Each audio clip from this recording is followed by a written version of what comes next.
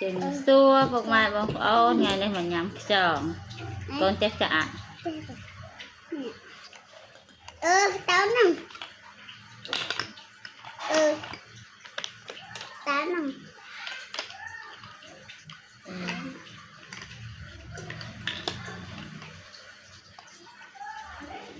đây là con bầu học học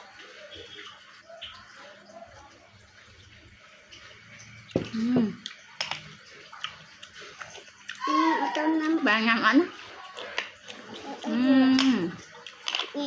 tròn bông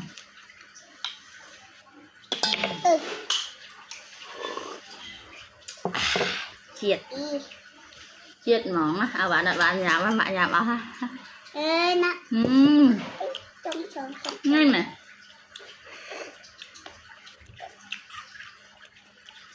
cũng chặt ba năm ảnh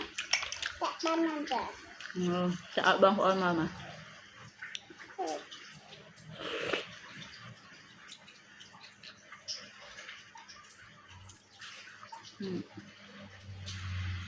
nước màu rồi hả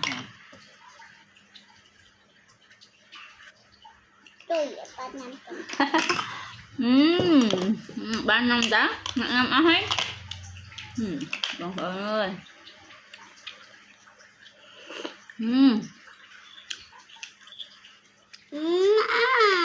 nó quy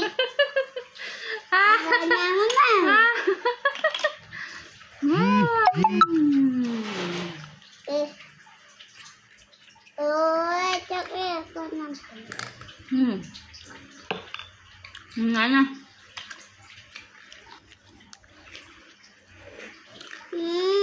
bông ôi mùi